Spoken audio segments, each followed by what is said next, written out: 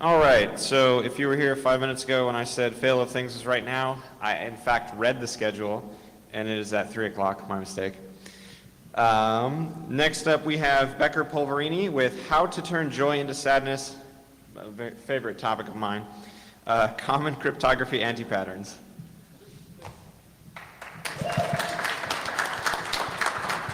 Hey everybody, how's it going? So yeah, my name is Becker, and I'm going to be talking today on when crypto goes rogue, which happens more often than you'd think. This talk hopefully isn't too depressing. I try to put some levity into it, but I think it comes as no surprise to everyone in this room that cryptography is really hard to get right. And we're going to talk about some of the ways that it goes terribly, terribly wrong. So just to get started, I'm Becker. I'm the CEO and co-founder of PKC Security. We're a custom software development shop in Huntington Beach, so we're local-ish. Failed academic. My background is in actually intrusion detection systems, so I'm not a real cryptographer, but definitely in cybersecurity.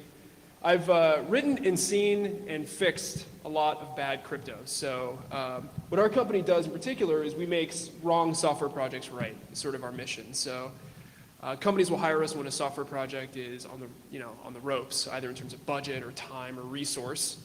And we'll come in and take a look at their infrastructure, at their code, and try to get the project working again. A lot of times what this looks like is crypto. Our background, myself and my co-founders, all of our backgrounds are in cybersecurity, so a lot of times we get invited to projects that have a security element.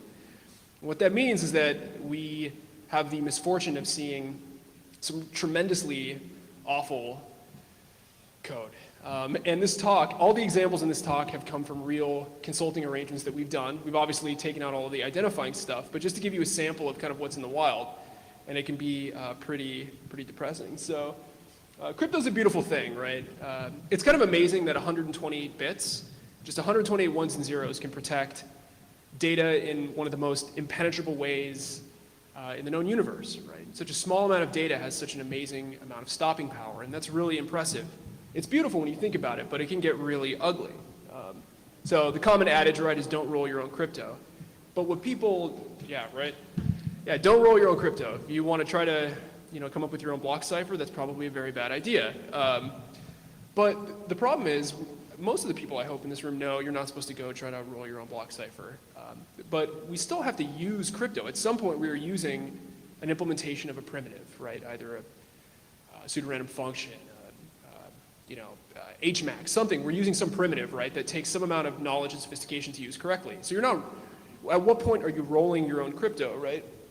How do you apply it then? This is really the question that people don't answer. They sort of say and throw in the community, don't roll your own crypto at you, but they don't tell you actually sometimes how to use it correctly. And this talk is kind of an attempt to help everyone get like a base amount of knowledge about how to use just a handful of cryptographic primitives so that you can avoid the common mistakes that people make when they're not rolling it, but they're kind of applying it and knowing what that's supposed to look like when it's done right. So this is my favorite example is Stack Overflow gives us so much business.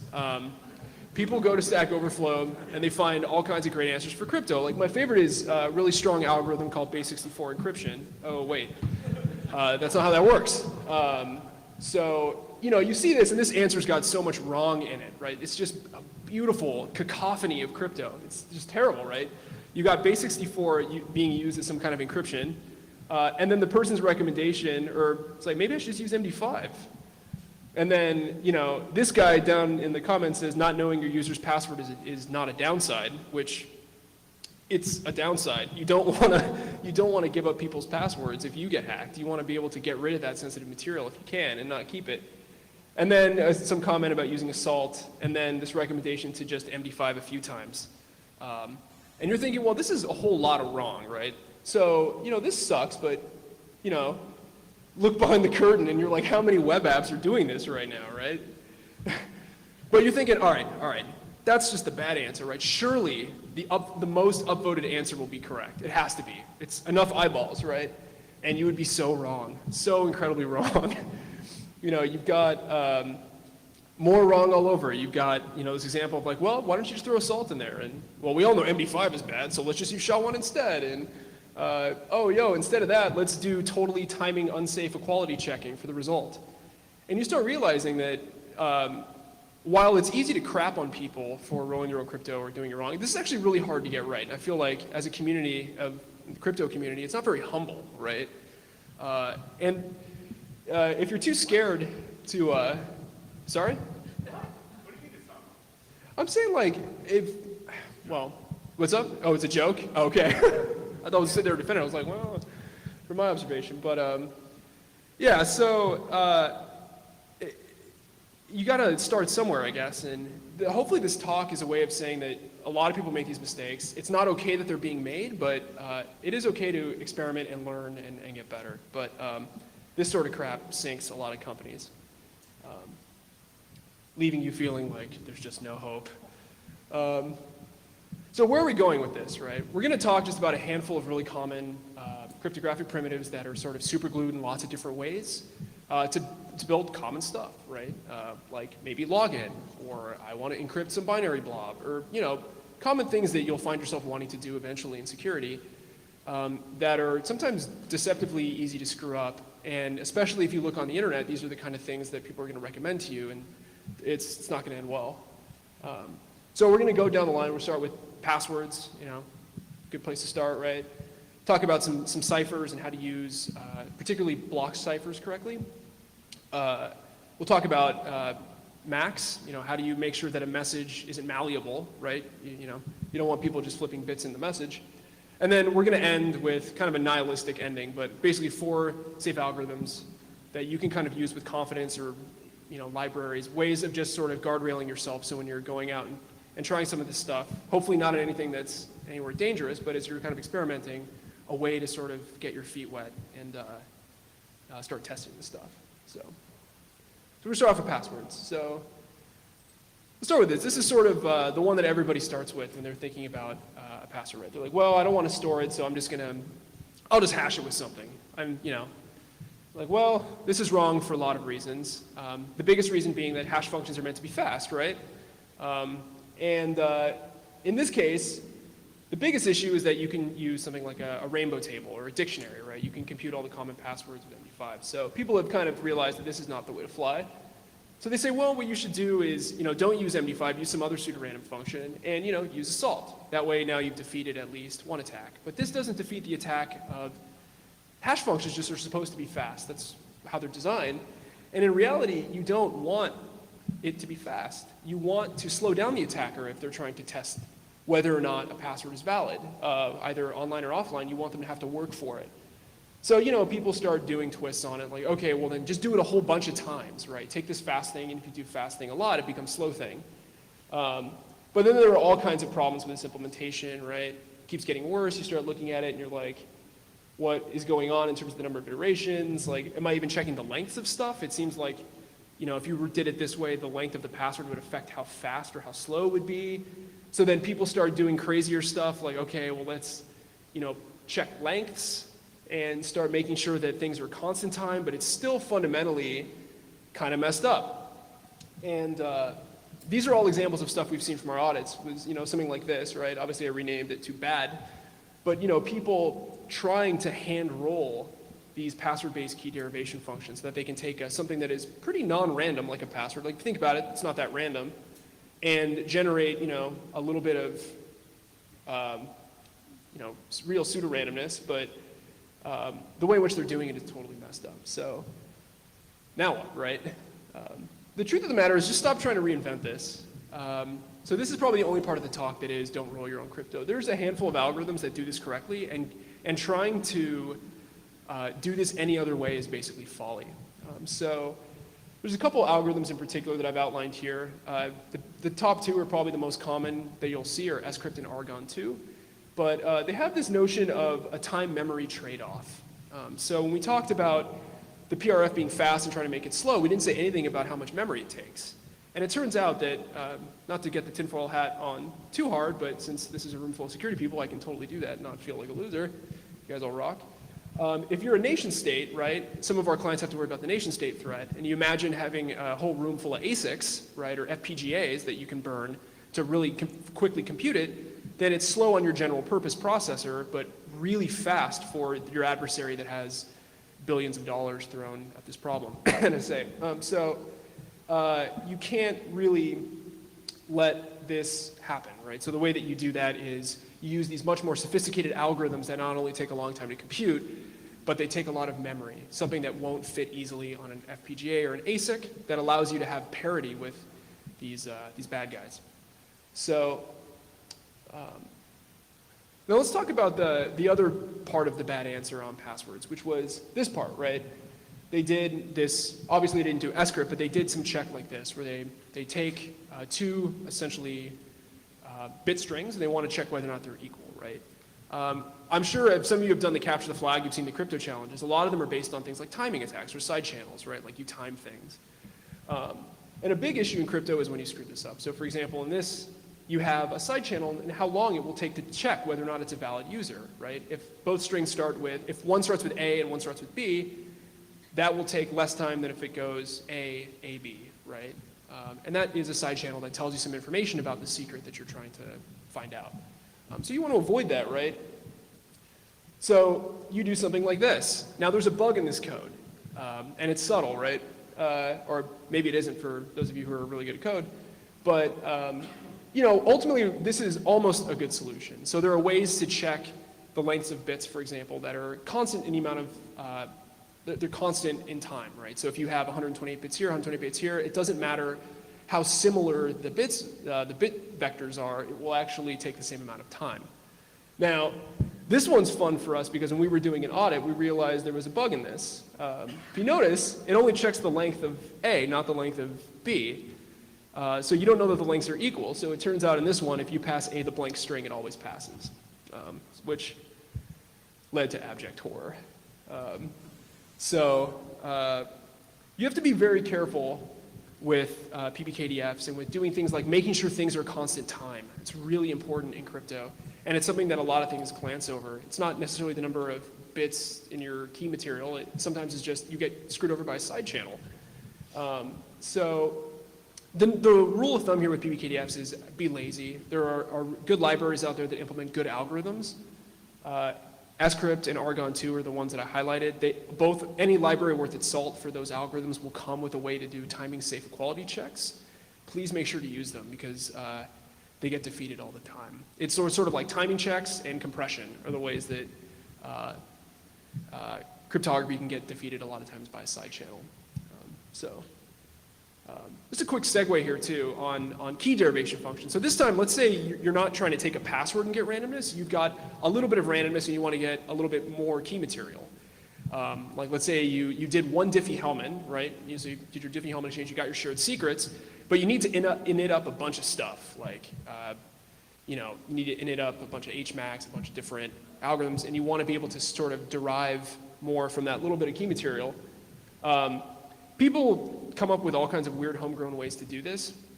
This is the one that I would just recommend that you only use this approach.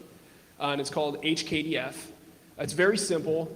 Just put the key material into an HMAC with some sort of salt, and then you just sort of continue to digest information like that, and that will generate good material for you. The reason why I bring this up is because a lot of bad things happen because of key reuse.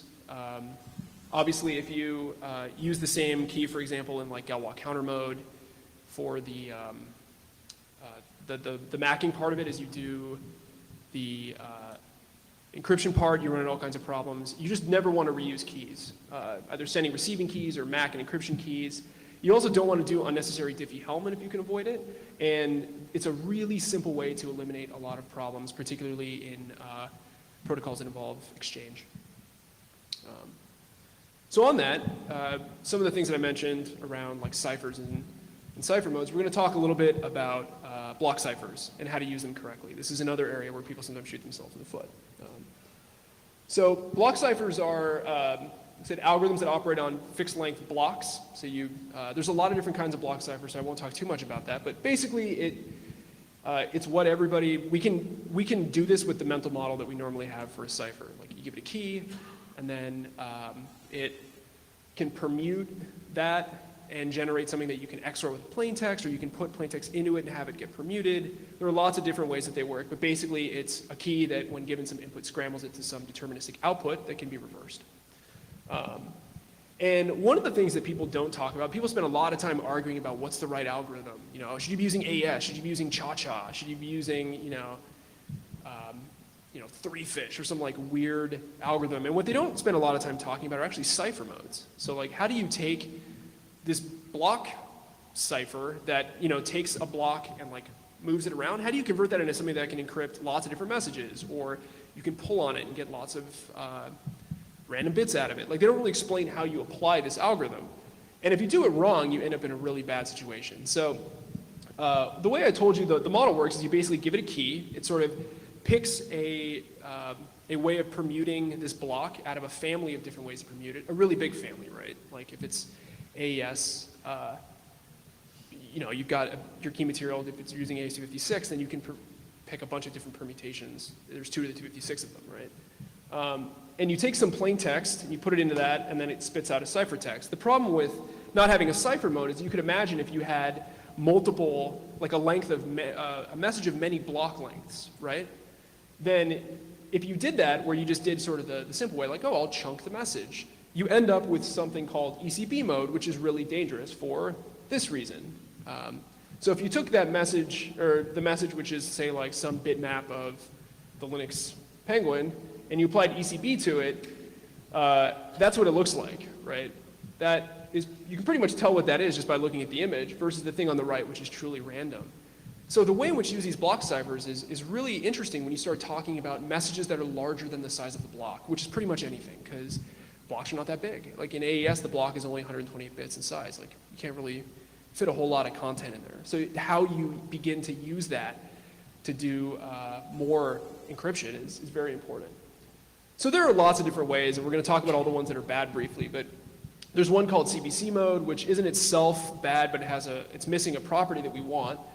So you can think about feeding it through and like XORing it and making it tumble so that if you like flip a bit in the second one, it like makes everything in the third one incorrect. And there are ways of like judoing through it, but in reality, they're not good enough. Like, what you really want to do is you want to know that if a single bit has been changed in your ciphertext, that you can just quit. You can just be like, I'm done, I don't want to touch it, somebody mangled the message, I don't want to believe it anymore, right? That's ultimately the strongest guarantee that you could have, is that the ciphertext is just not malleable at all. It's like they make any changes to it and you throw it out, right?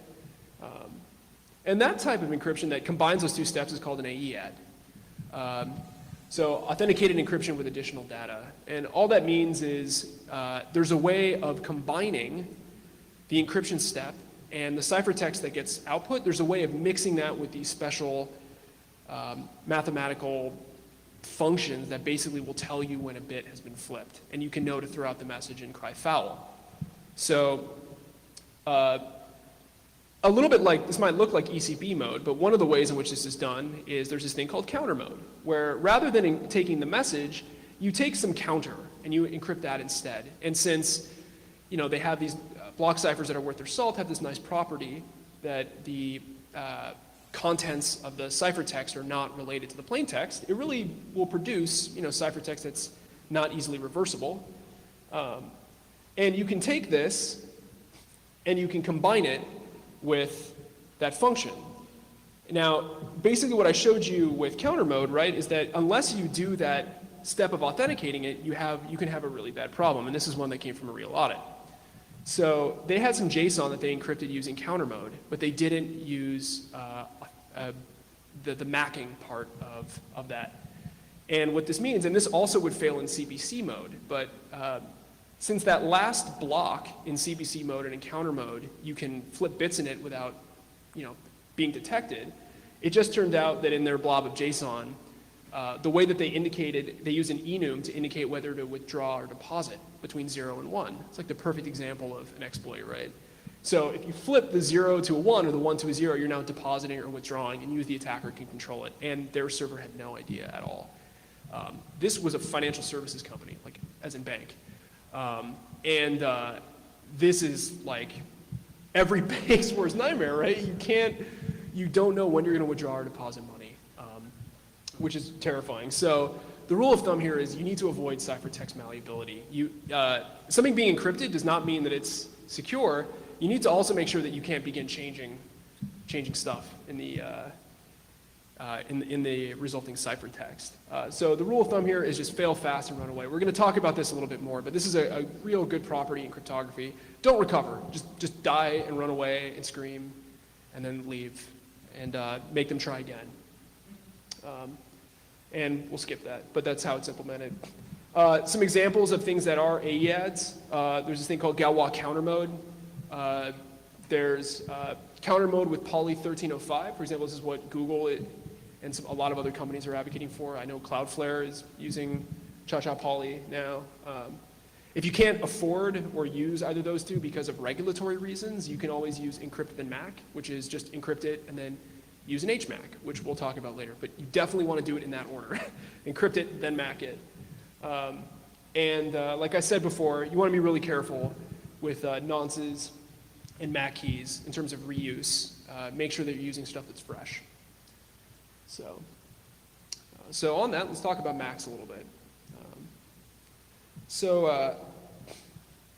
There's this really cool thing that Moxie Marlinspike talked about called the principle of, or what is it, the cryptographic doom principle, right? Which the long and short of it is, if you do anything with a message before you verify the MAC, you're going to end up into a whole lot of problems. And the reason why has a lot to do with some of the stuff we've already seen, like timing attacks. And basically what you do is you have the ability to get some additional information based on how this message is treated. Whereas if you just verify the MAC, at least you know that like what I've received, it's constant time, right? You're going to read the message, verify the MACs, and then proceed versus, oh, this is like a 60% fail or an 80% fail, because things like that are side channels that begin to help you break the algorithm. So in line of that, what is the right MAC, or what is the right sort of constructions to be using to MAC a message, right? And we're going to talk about the one that I've seen most commonly, and I see this in most of our audits, which is really troubling, because that is probably an indication that it's in a lot of the internet too, and a lot of the services that we use, which is really kind of terrifying. But in order to explain why it's bad, I'm going to start with explaining how SHA-1 works, how MD5 work. There's a family of these pseudorandom functions that have this property, which goes something like this. So if you think about it, hash functions are like a compression function, right? You take it, you put in a bunch of input, like could be massive, like the size of a hard drive or a terabyte, right? And it gets compressed down to this little tiny pseudo-random string, right? So it's kind of like a lossy compression function, right? And a lot of times what people want to do when they want to build an HMAC is they put the key material first, right? They say like, okay, well, the attacker doesn't have the key, I have the key, my buddy has the key. We'll start the message with our key, and then we'll make our message afterwards. The attacker can't forge it because they don't know the key, so they don't know the start, so their digest is going to be different. Right? Seems pretty rational, right? Seems like that should work. So it goes something like this, right? You put your key into this compression function, then you put your message into the compression function, and then you put your padding into the compression function, and then what gets spit out is your hash, right? Just the state of that compression function at the end of all of that is your digest. This isn't true for all pseudorandom functions, but it's true for some common ones, like SHA-1 and MD5. They're for a particular family of hash functions that are really common. The problem is if you do this. So that output actually tells you something about the state of that function. It gives you like a window into how that computation is being done, and you can kind of inject yourself into it without knowing the key, right? You can essentially continue that pipeline from where you left off, including injecting your own new material into it, and even though you don't know the key, you can produce a new message that will still MAC. And a common example is, obviously this wasn't exactly from an audit, but you could imagine like trying to drop a bomb on an address, for example, a cruise missile or something that happens to use query strings. Very bad idea, but hey. In one it says false, but because of the way this particular protocol works, or the way this particular method works with query strings, right? It'll prefer the last one.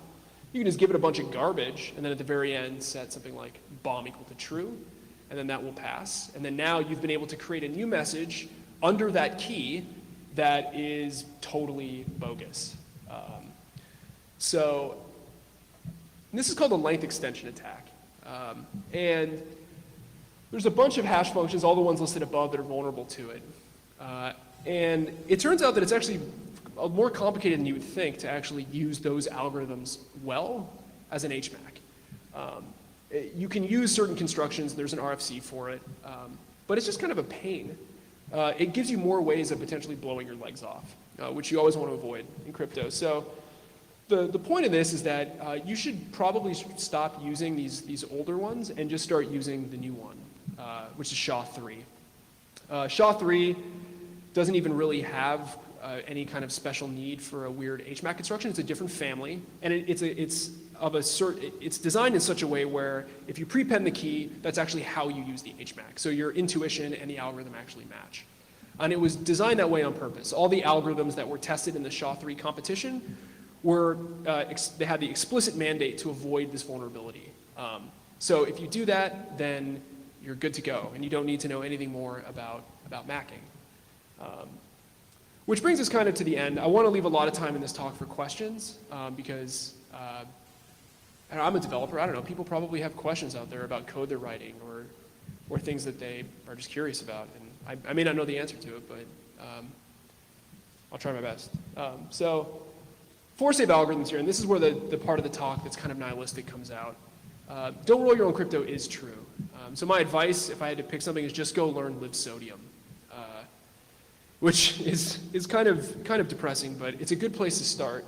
And I would recommend these algorithms for anything you need to do to get your feet wet in cryptography.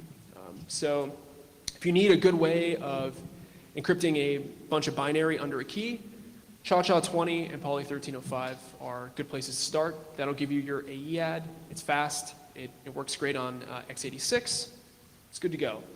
If you need to take a string password and convert it into something that you can use as a verifier or something that you can use, throw into HKDF to make into more key material, then I recommend Argon 2.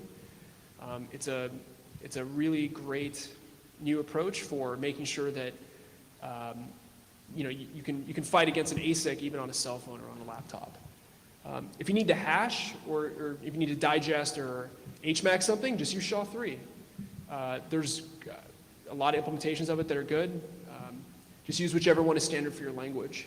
And lastly, if you need, we didn't talk about this too much because this is even more complicated, but if you need a way of doing asymmetric encryption, I highly recommend you just stick to Curve 2.519 for doing anything related to like generating asymmetric, like doing Diffie-Hellman or doing anything that involves a signature and digital signature, basically. So that's basically it. I'd just like to open it up for questions if anybody has anything about any of our history or any algorithms we've used or why or mistakes I've made. I'm happy to share total bloopers that I've done that hopefully I don't make again. So thank you. I'll start here. You know, I saw a slide up there, equals, that sort of put up a red flag. What's that? Oh, it's a JavaScript thing. I chose JavaScript or ES6. Oh, sorry. One of the questions was why was there a triple equals in one of the functions on one of the slides? In ES6, like equals equals and triple equals, they do like types differently. So if you use equals equals equals, it will make sure not to say like coerce one type to a different type. So like string 0 and the number 0 will be not equal in the triple equals case because they're string and number. Yeah. That's kind of a controversial question, actually. Like some people believe that, say, like the NIST curves are not cool because it's NIST. I'm pretty neutral on the whole thing in terms of do I think that NIST like sabotage the curves? I assume that's kind of what you're. They do, which swings both ways. Like one of the things that was interesting was. If you look at DES, like DES got, or I guess it was Lucifer beforehand, before it became DES, but they got advice from NSA around differential cryptography. And that was an example when the NSA did something good for everybody. But yeah, I would say that it's a little weird that people can't figure out how they got the curves, that it just doesn't seem to ever come out. That does seem suspicious to me. Yeah, so I mean, with Curve 2 by 5.9, you can reproduce it. There's actually DJB, Daniel Bernstein has a great page where he talks about like the relative security of curves. I think it's like called safe curves. It's a really cool resource to look at if you want to see like why, for example, is, you know, P521 like potentially a problem. And yeah, so that's kind of my way to dodge that question. But maybe.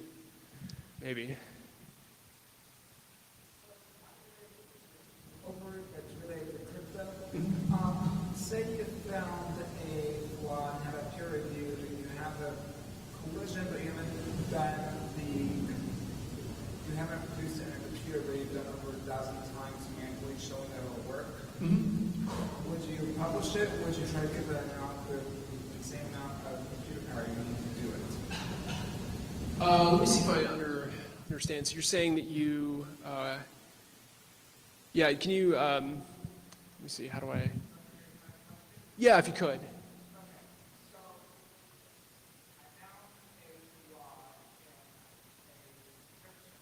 Mm-hmm.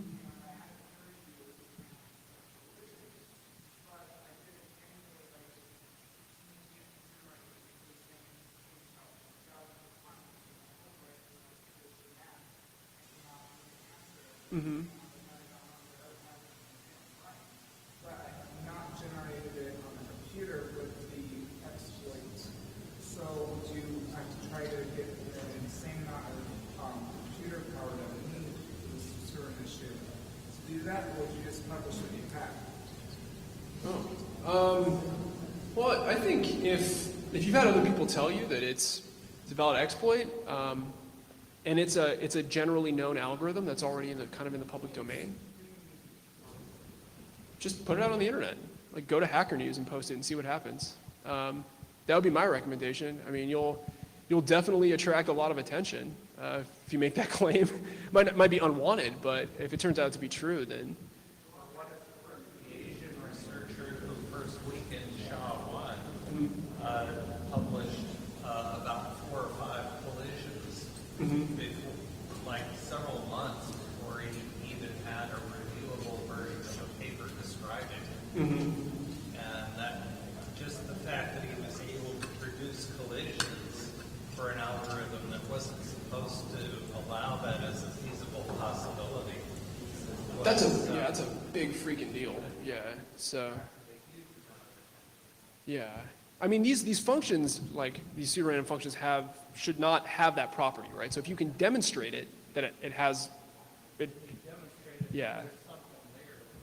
Yeah. Exactly. So. You don't have any detail. Yeah. While we're on the subject, what might this have to do with preempt resistance? What you mean, like having that property of preempt resistance? Like you better have it. like. Oh, you mean like. Whoop. Oh crap! I went down here. Yeah, I mean there are several properties that you want to make sure that your digest has. Preempt resistance is one. You just want to make sure that, given a particular message, I mean there's a couple properties that come intuitionally, right? Like if you have a message X that has some digest like D, you don't want to be able to find a message X prime that has the same D. You also, by that same token, don't want to have, say for example, so that in that way you're going from D back to a different message, right? You also don't want to be able to have a message X that produces D and an X prime and be able to guess. You don't want to be able to somehow predict with more certainty what D prime looks like than guessing random bit flips, right? So those are examples of properties that you want to make sure your algorithm needs to have, otherwise you're on really shaky ground as a hash. Prefer to use AES on x86 just because it has a hardware accelerator. Yeah, that's true. Yeah, there's no argument there. Yeah, if you're looking for raw performance, 100% correct. Like, you know, they say that, you know, Cha-Cha advertises it's fast on x86, but the Intel instructions are built right into x86. So there's just no way you're going to beat that. So yeah, if that's something that you need, and for the record, I'm not an AES conspiracy theorist. I think AES it's legit. it would come as a surprise to me if it weren't. So yeah, I mean, go for it if you need that. Cha-Cha has some other nice properties, like if you're on ARM, for example, then you don't really get the advantage. So I think that's why a lot of companies like using Cha-Cha for mobile devices, get a little bit of a,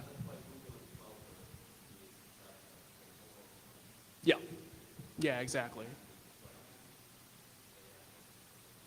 Yeah, that's a great way to mix and match.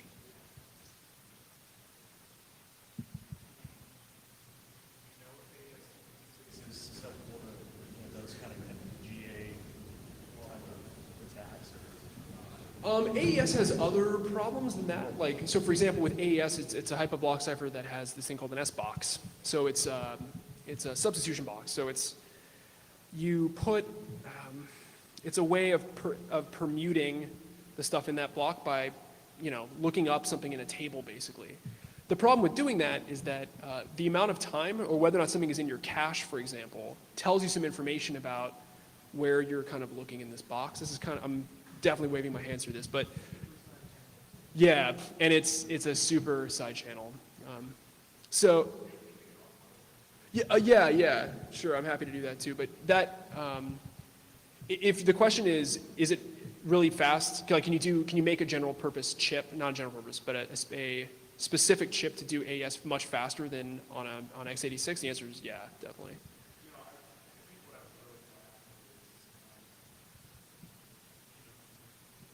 Mm-hmm.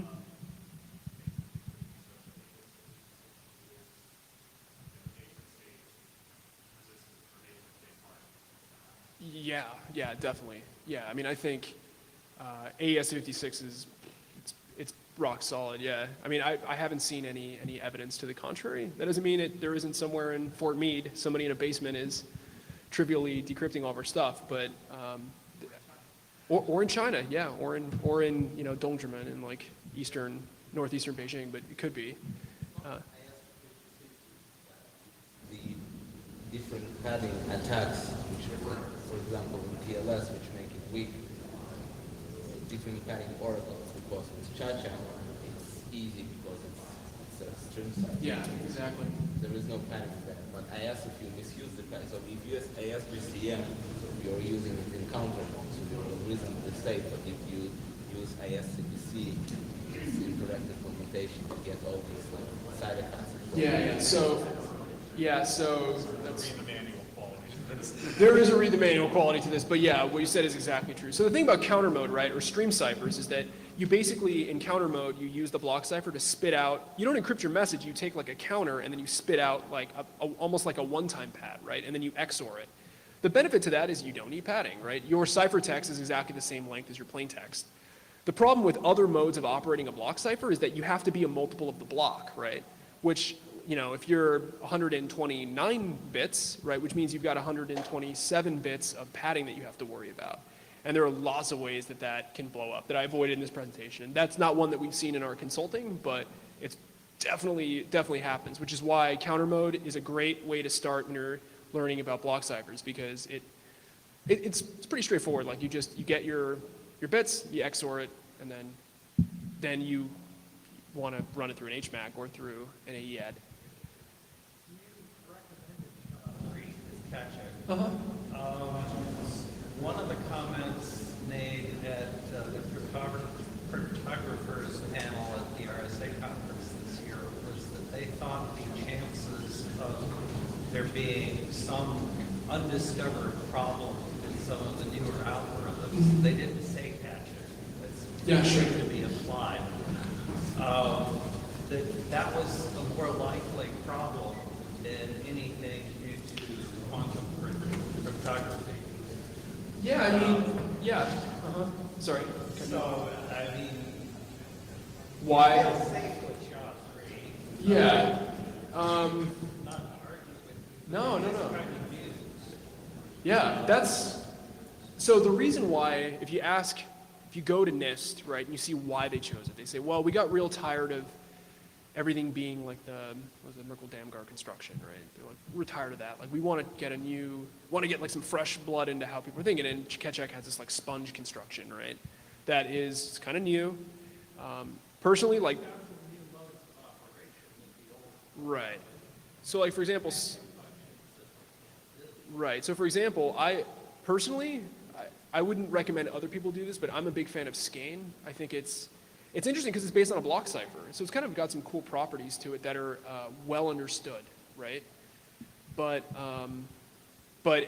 I would feel like a crazy person if I told people not to use Ketchak. I think until I see an academic paper that like just shoots it in the head, they haven't done it yet. And I mean, the SHA-3 competition was brutal. There was a lot of people trying to blow up other people's algorithms. Yeah, I think that's at some point you have to kind of trust and trust, I think. It's a hard thing to do, but I haven't seen yet any reason to question its validity. I think they're right. Like, yeah, it is a new family comparatively. And yeah, I do think that's a bigger threat than quantum computing to crypto. But compared to what, right? I mean, compared to, there's a lot of, I think, bigger potential problems in crypto than Ketchak being like secretly garbage.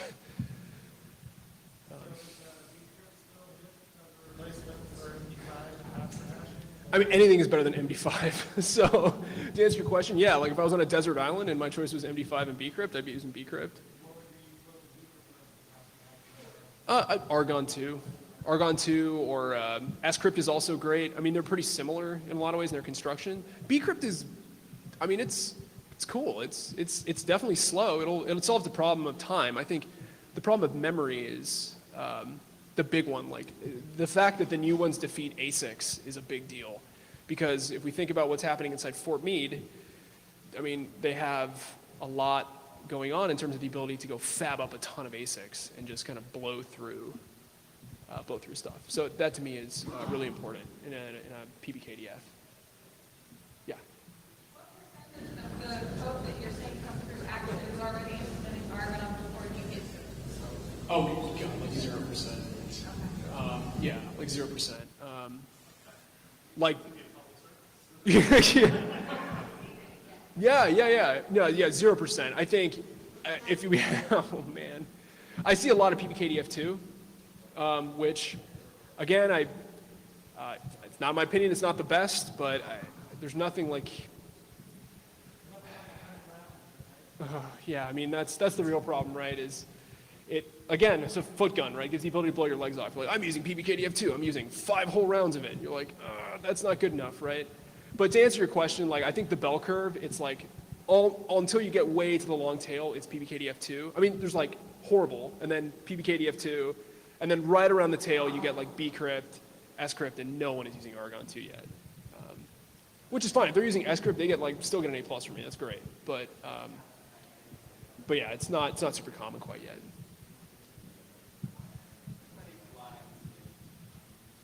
Feels like recent more than crypto because of some compliance requirement. Yes. Is it like a Like FIPS, yeah.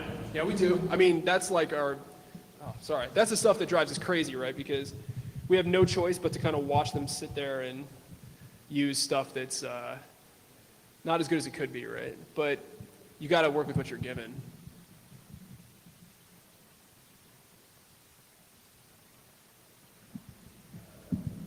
Anything else? Cool. I'm sorry. Yeah, go for it. Yeah, sure. With that syntax and such, are there any particular SSH server configuration gotchas you can leave us with? That's a good question. I don't think I have anything particularly insightful to add there. I think the sooner that you can immediately disable everything except logging in with an ED25519 key, the better. That's my piece of advice to you. Like the first thing that take the shortest path to being able to only log in with an ED25519 private key. Get your public key on that thing and then immediately disable password-based login. So to give you an example, this is from another client. We had a client that was a startup that had some very interesting intellectual property. And they set up logging, like any good, reasonable company did on SSH failed attempts, right? They were getting hit so often by IP addresses from within China to test access to their root account that we literally use it as a heartbeat to tell when the server was still up. Like, we just would tail the log and be like, are we getting hammered from China? Cool, the server's running. And it was like a running gag, but it happened so often that it actually was reliable. We didn't even have to write any application. We threw together a bash script that just tailed like syslog, and it was like good enough, right? So with SSH, if you can get to the point where you're using ED25519 keys, then you can go to bed at night on port 22 and you'll be fine. Or we're all screwed. So, or you're not the only one who's having a bad day. On our site, no, but there in Google, there's, I mean, I don't want to say let me Google that for you, but yeah, it's, yeah, no, I appreciate that. Yeah, no, we don't. Thank you for giving me a blog post. So I can turn around and do that then. Yes. Was there an implicit question there?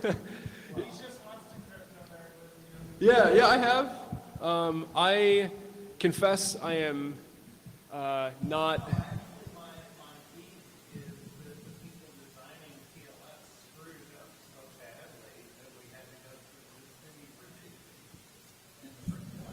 Yeah, I mean, securing the transport layer is really hard. I mean, I have a lot of, yeah, I guess I'm in a glass house. Like, I've definitely screwed that up more than once.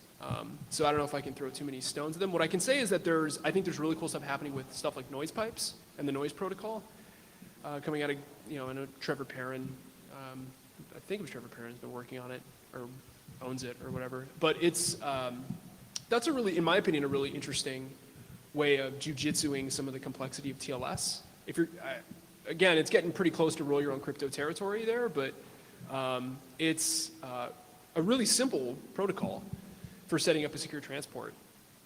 So if you're looking to kind of replace some of the complexity you see in TLS 1.3, it might be a cool thing to look at.